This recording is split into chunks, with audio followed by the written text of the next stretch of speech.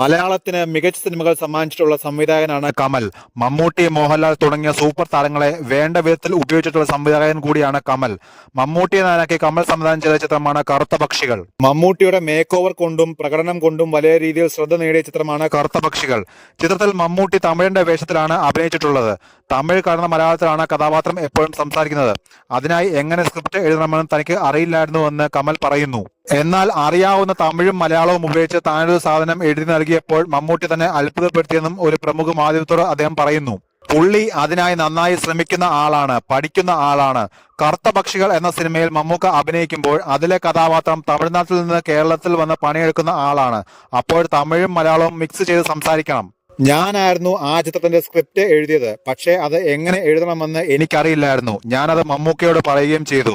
എനിക്ക് അത്യാവശ്യം തമിഴ് പറയാൻ അറിയാം. മലയാളത്തിൽ തമിഴ് എഴുതിയാൽ മമ്മൂക്ക അങ്ങനെ ഡയലോഗ് പഠിക്കുമോ എന്ന് ഞാൻ ചോദിച്ചു.